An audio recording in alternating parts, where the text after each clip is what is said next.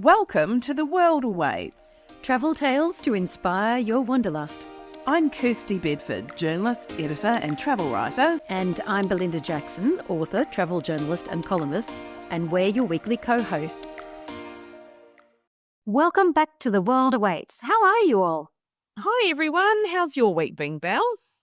Well, it's been pretty quiet, actually, just waiting for the thundering pre-Christmas mania to start. I've got to say, there's so many sales happening in the lead up to Black Friday on the 29th of November. I'm not really a Black Friday kind of girl, but if you are in the market for a cruise or a package holiday, now is the time to start shopping. And the other thing I've been doing this week is I've been watching the socials of travel writer and adventurer Laura Waters, who's currently paddling the length of the Murray River at 2,500 kilometres. It's, of course, the mighty Murray is Australia's longest river, crosses 3 states. And it's just fascinating to jump out of my comfortable life for a moment and see where she's camped on the riverbank that night, the thigh-high mud she's just fallen into, and the wildlife she's seeing on the way. She's just absolutely inspirational.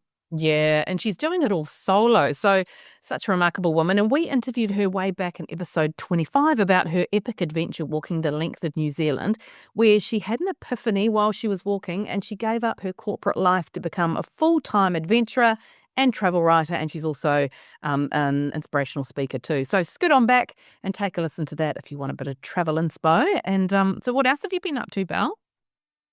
Well, last week was the opening of a new rooftop summer series, a collaboration between Voco Melbourne Central, the hotel here in central Melbourne, and Del Zotto Wines, which is based in Victoria's King Valley. Yeah, we What do were you both thought? watched. What was that? This is pretty good, right? Pretty good, and we were both fortunate to go along. So for anyone visiting Melbourne and wanting to find a rooftop with amazing views of the city, because who doesn't, head on over to level 7 of the hotel where you'll find the Blacksmith Bar and Grill, and they've got a whole series of really cool events. So it's called New Summer Series. So they've got things like bottomless brunches every Saturday where you can get 2 hours of free-flowing Del Zotto wines. Yeah, I'm going to say we had the Puccino Spritz, which is made with Del Zotto's signature Prosecco and its house-made limoncello. They describe it as sunshine in a glass, and it did actually make the sun come out, didn't it? Not the day after, though. But despite the deliciousness of that drink, which makes it far too easy to go down, it's such a great space, and they'll have groovy tunes. They've got a DJ on hand. And yeah, can I say, some rooftop bars, you go along to and they call them a rooftop bar, and they're not really rooftop bars. Like, they don't have great views and they're a bit cramped. But this one's just so spacious, and really, you do really feel like you're in the middle of Melbourne, and there's lots of places to sit. So yeah, if you're coming down, head that way, and it's open until March 2025. So between drinking too many spritzes on rooftops, how was your week, Kirsty? Well, as this goes to air, I'm actually winging my way to the Cocos Islands. So if you want to know what it's like, give me a little follow on Kirsty Writes. It's Kirstie Writes, WRITES on Insta. The colours from the photos that I've seen are just so vivid. It's just surreal. And yeah, so I can't wait to share some beautiful, hopefully inspiring shots for you. And talking of bluer than blue waters, well, water escapes in this case, unless you had your head under a rock, you would know that Donald Trump was elected president of the US. Stay with us, people. This gets interesting. And we found a really interesting concept for those Aussies living in the US, or our US listeners, hello US listeners, who want to escape their country during his reign. Yes. So it's a residential cruise ship that's launched a 4-year around-the-world voyage to escape the politics. In a former life, the ship was the Crown Dynasty in the Cunard Line, but its new owners have named her the Villa V Odyssey, and the Skip Forward package lets you stay on board the ship for the next 4 years, visiting 425 destinations in 147 countries, which sounds like a pretty good way if you want to avoid Trump's America. I mean, there's been so much talk about people leaving the States during this time, which is interesting given that 70 million people voted for him. But, this seems like a good short-term solution if you don't want to permanently leave, right? Yes, it certainly is. So what will it set you back, I hear you saying? Well, all-inclusive tickets tickets, are they tickets? Jumping on board, whatever, staying on board, start at US $255,999 for single occupancy rooms for the trip, which covers 7 continents. Or you can book a 2-year midterm selection package for US $150,400 for a single cruiser if you'd like to try things out at home again after a few years. And on board, for that fairly hefty price tag, you don't have to give up any life's luxuries. There's 3 restaurants, 5 bars, there's a spa, there's a fitness centre, of course, business centre, because, you might still be running your business, medical centre, multiple lounges, and also a library. But if you're looking for one a little closer to home, if you just love life at sea, there's another residential super yacht that's just been unveiled in Sydney called Ulyssia. Yeah, so this is a 320-metre super yacht and it has 133 residences and 22 guest suites, meaning you can buy your apartment at sea, a little 5-star floating apartment at sea, and then your family and friends can book to stay in the guest suites. And it's actually being marketed as the world's most exclusive residential yacht community with 5-star amenities. I mean, if you go and look at the Ulyssia.com website, you can certainly see it's like something out of the space age, from sleek design and a chopper on the top deck to the lower deck infinity pool. It's a bit surreal, to say the least.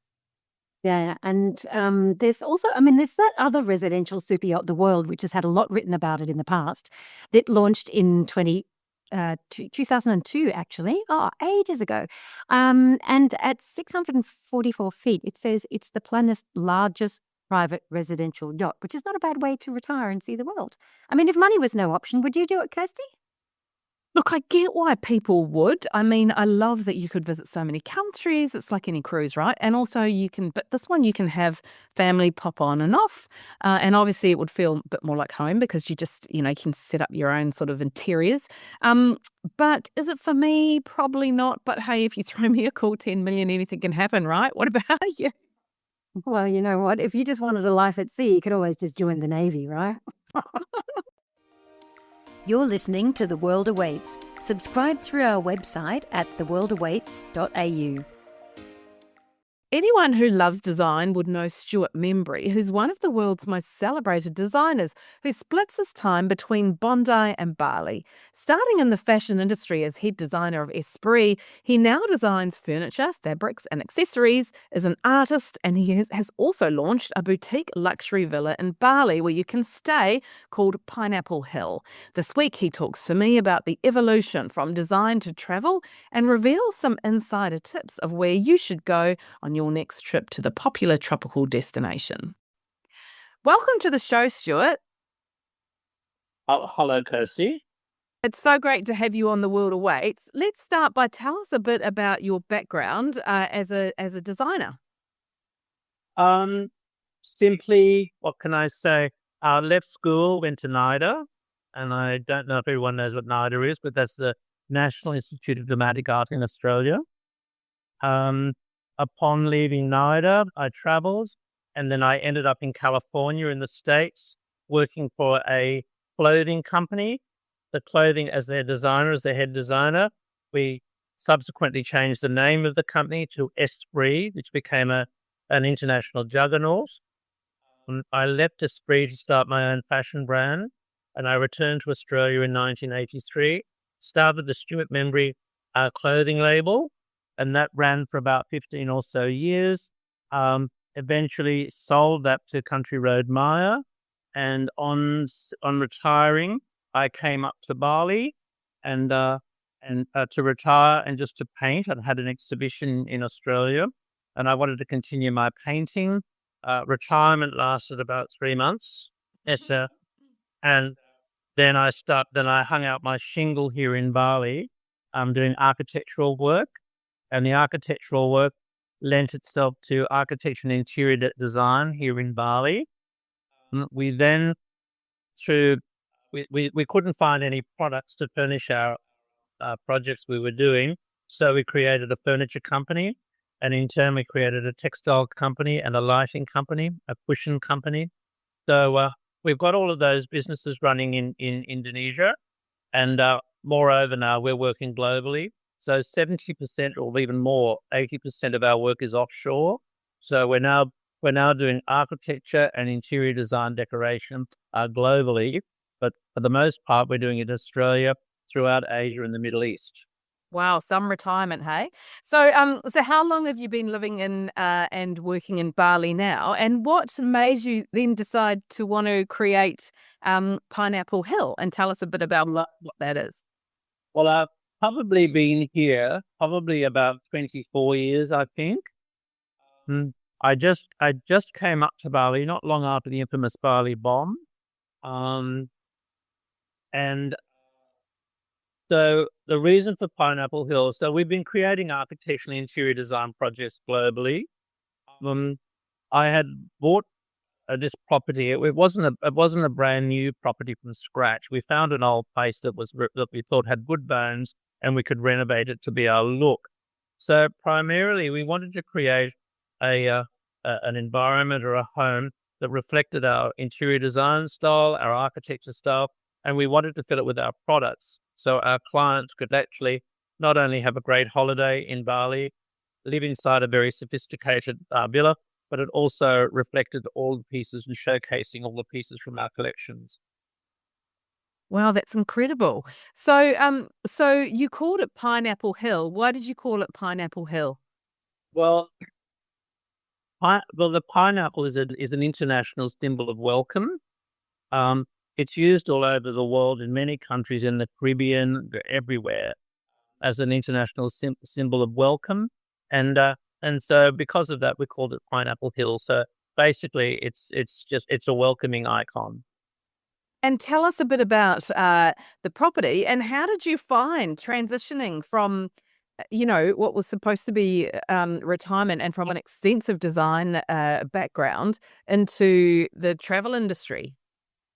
Well, I don't know if we're necessarily the travel industry. We're in the entertainment industry. We always have been. So even when I did clothing and fashion and everything interior, it's all entertainment. So, and that's the industry that we're in, and creating atmospheres, etc. So it wasn't much of a transition over the years. And architecture and interior design is not much of a transition for me. I've been designing store interiors and stores, etc., for nearly my whole working career. So that was a very easy thing to do. But primarily, we looked for a property. It took us about 12 months to find something that I really liked that had good bones. And when we saw it, we knew immediately it was the property we wanted. So I bought that property. I hung on to it for a few years before I did anything with it. And then, of course, COVID arrived. And I went back to live in Australia for 2.5 years during COVID because of the no-fly. Just before going back to Australia, I did all the major planting and landscaping that was required. And 2.5 years later, of course, by the time I returned to Bali, it was all quite mature. And from there, we went to designing the furniture that we wanted, designing the textiles we wanted, and then eventually decorating the villa to our style. So tell us a bit about where exactly the property is and why you chose that location. So I had been living and working with our offices, etc., in Seminyak Legian, which is a very, very popular and well-known part of Bali. And we were very happy there. But I was looking for a property that was a little bit out of town, not part of the sort of the built-up tourist area. So we bought this property, and of course, Bali's expanding at the rate of knots. And instead of being sort of like off Broadway, we're right in the middle of the hubbub already again because it's expanding so much. So, but the area is called Batu Belig, and it's not a well-known area, but in fact, it's the suburb which is right next to Seminyak, which is the most famous suburb now in Bali, but it's right on the beach. And what's happened is this area has grown, and new shops have opened, new restaurants have opened, and we find ourselves just quite luckily or coincidentally right in the middle of the homewares area. So most of the stores around us are brand new homeware stores full of all sorts of interesting homewares, etc. And we're right in the belt of all of the new restaurants that have opened. So it was a fluke that we chose this area, but it's turned out to be sort of like the cultural sort of center of what's going on at the moment. Fantastic. And how many people can stay there at one time?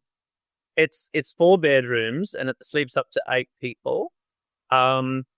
it's fully serviced. We've got we've got 2 full-time chefs, and I think biased, but I think they're probably the best chefs in Bali. And they've been with me for about 14 years and trained.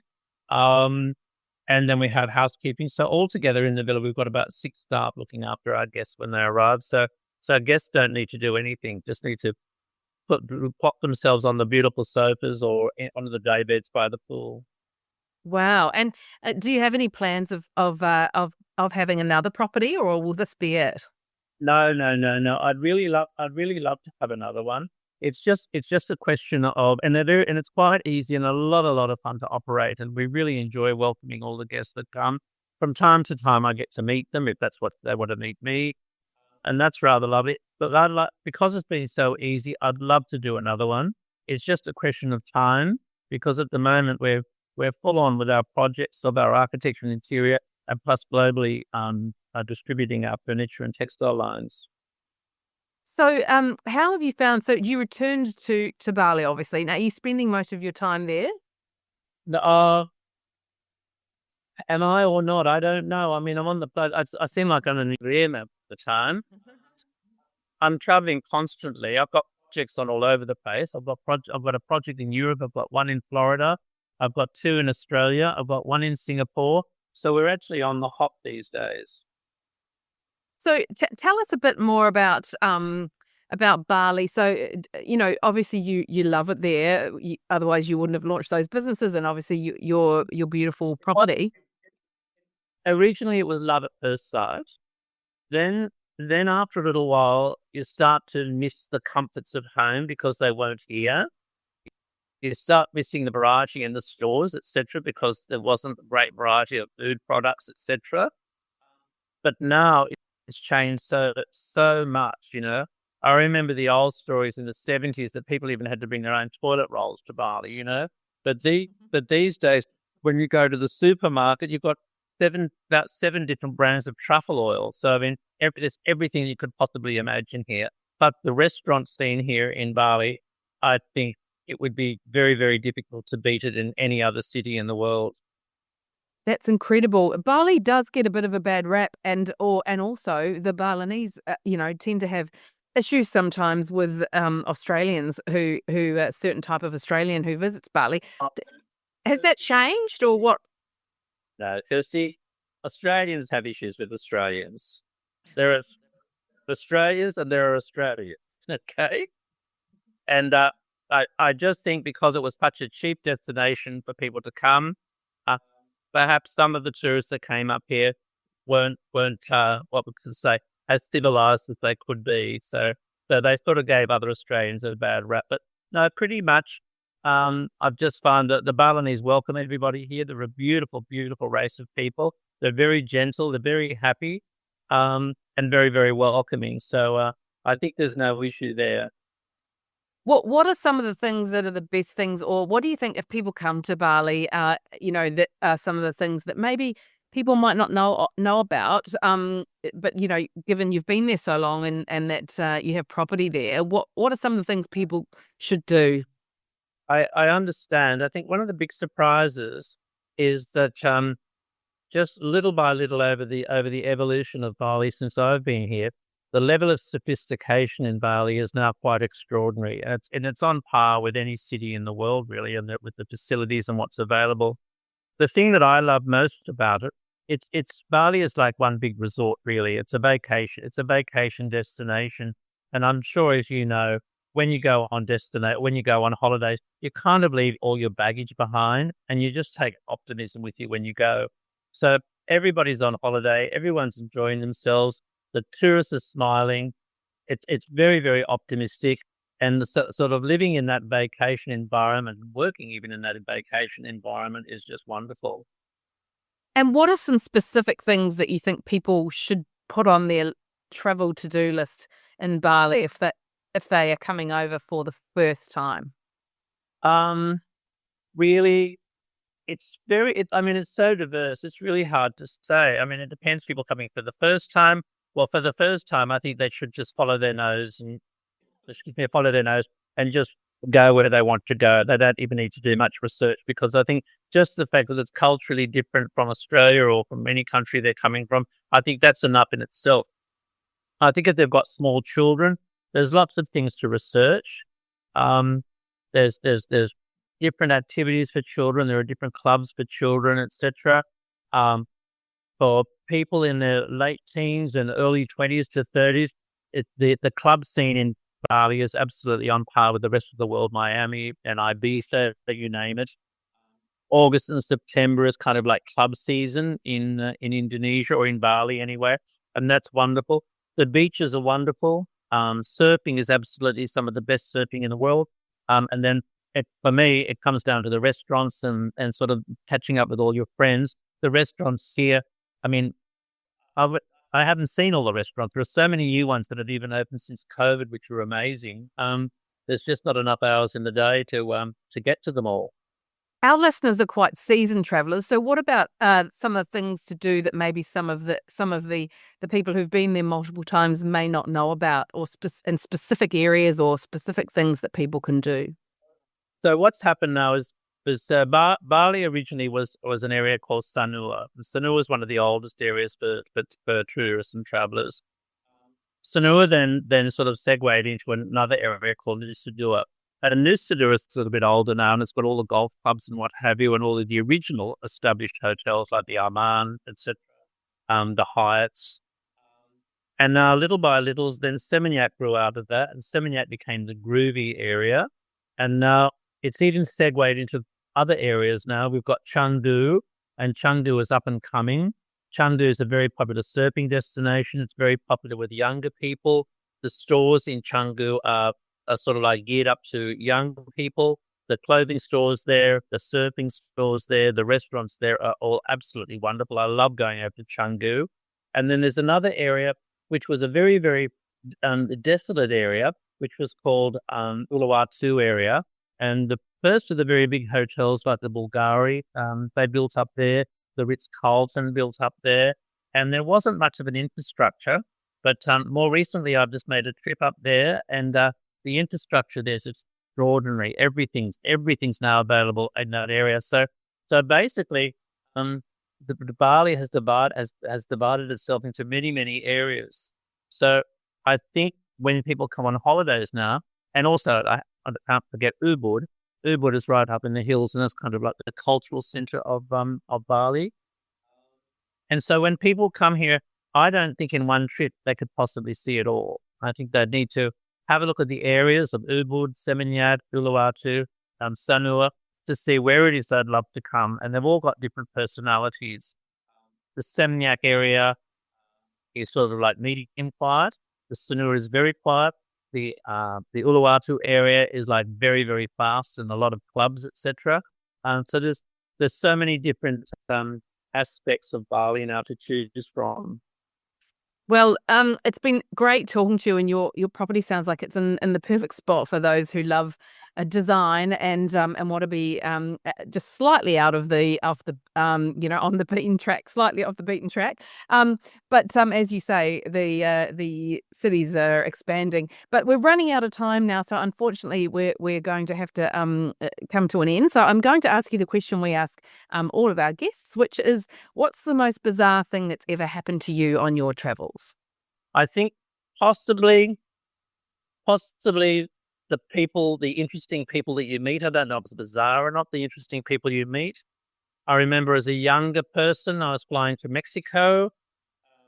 My parents, it was one of my first trips ever. My parents were worried about me going on my own as a youngster in my late teens, early 20s. So I had to go to Mexico, and they put me first class on Qantas. Practically with the name tag pinned to my lapel. We flew from Sydney to Tahiti. All of the passengers had to get off in Tahiti into transit, and I had 2 seats to myself. I was hoping I was going to have the same seat when I got back on, but they let the transit passengers back on. So when I got back on the plane, there was a very, very, very large man sitting in the window seat that I wanted next to me. So we took off. And I looked at his profile, and I felt I knew him. And so I rehearsed for about half an hour how I was going to say I think I knew him. And then finally, I got enough guts to say, look, I couldn't quite place who you are, but now I know you're the man who sells newspapers under my parents' home in Cremorne on the jetty. And he said, I don't know who you think I am, but I'm Marlon Brando. And so inevitably I sat in silence all the way to Acapulco. Oh, that's hilarious. What a great story to be able to retell. Oh, look, it's been great chatting with you, and I wish you all the best with Pineapple Hill, and we'll put all the links to the property in the show notes. How lovely. We look forward to welcoming everyone to Pineapple Hill. Okay, so his bizarre moment has to be one of the best we've ever heard. And I also love how his property just happens to end up being right beside the homewares centre of Bali. So if you do love design, not only do you get a big dose of it at his property, but it's right on your doorstep. So to learn more, visit stuartmemberyhome.com, and there's a link there to Pineapple Hill. If you'd like to help support our production costs, you can buy us a coffee at coffee.com/theworldawaits. That's ko-fi.com/theworldawaits, so we can continue to bring you inspirational travel interviews with the world's best.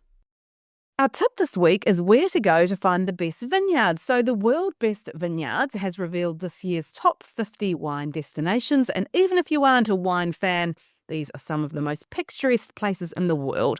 So first up, we are headed to Spain, and it is Marqués de Riscal in Rioja. It was established in 1858 and is still known for its amazing wines, but also its iconic architecture. And you can also stay in the hotel overlooking the wines. Second on the list is Vic from Chile, and it's also the winner in the South America category with its sleek, futuristic design of a reflective titanium roof that mirrors the surrounding landscape, as well as the vineyard tours and wine tasting. And you can also explore, I love this, you can explore the grounds on horseback. Yeah, I love that too. Third place was awarded to Creation in South Africa, also named Africa's Best Vineyard, renowned for crafting gourmet tasting menus that complement the wines. And you can also have an educational insight into the wine-making process. And Spain's Rioja region made fourth place too, with Bodegas Eos, and it's also known for its avant-garde architecture by top architect Santiago Caltrava, who's behind the Oculus Transformation Hub at the World Trade Center in New York, which was created after 9/11 to bring people back to the area. And in fifth place was Schloss Johannesburg in Germany, which is also known as the birthplace of Riesling, with over 1,200 years of winemaking history. The winery, gorgeous, was a monastery, then it was rebuilt as a castle in the 1700s. And of course, it's surrounded by vineyards, but it also has fabulous views of the Rhine River. And of all of the 100 listings, there are a lot of local vineyards that make the list as well. So at 32nd place was Darrenberg in South Australia's McLaren Vale wine region. And at number 37 was Penfolds McGill Estate on the outskirts of Adelaide. And in New Zealand, one in central Otago, Cloudy Bay Vineyards in Marlborough and Craigie Range in Hawke's Bay all made the list, not surprising because Marlborough is so famous for its Sauvignon Blanc and central Otago has the best Pinot Noir possible. And they all made the list among a few others. And we will put the full list in the show notes or simply go to worldsbestvineyards.com.